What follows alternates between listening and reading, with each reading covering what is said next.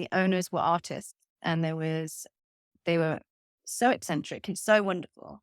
He traveled the world, and he'd lived in Costa Rica, and he'd lived in all these different places. The house was just this, you would walk in and it was just like stained glass windows everywhere, and artwork. And they used to do a lot of glass work. So there'd be big sculptures of glass ornaments all over the place, and loads of books and everything, because they were obviously well traveled and they had all the books everywhere.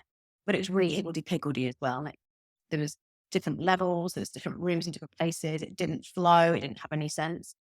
But I could see past all that. I could see the potential. And I was like, okay, I can see how we can make this work. And what's more, they had this in the garden, they had this, and you've seen it, we've got too much back garden, right? The back garden is basically like a forest, like a patch of forest. And inside there, they had a wooden little house that the guy would work from. Like, he'd have that as part of his workshop, and had a little toilet up there and everything. And downstairs by the pool, they'd sectioned off a bit by the pool to have it as another workstation. And garage downstairs was done as a workstation, but they also had someone living in there who was helping them to manage the house, because they were getting quite elderly. And the reason they were selling was because of their ill health. They needed to be close to the hospital in Palamos. The house is obviously, like I said, because it's all higgledy-piggledy and all over the place, they were struggling to manage it. So when we came, it was like, oh my gosh, there's so much work to be done here. But I can also see how this could be a really beautiful home if we just literally grab it, shake it about, and move it into all these different places. There's Which a is lot of essentially, shaking to be done. so we did this.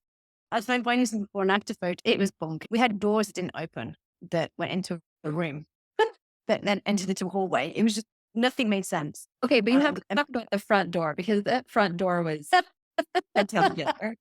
Yeah. So we had this front door, and it was a big wooden door, and there was, is it Dionysus, the god of, Yes, I think it was Bacchus, the god. really?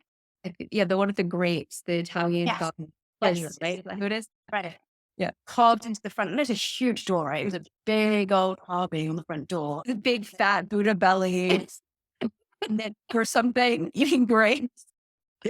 Quite, quite the it's like, and there was lots of that around. We had a boat, like an actual canoe boat, just by the pool, hanging up, that was there, which we still have in the garden.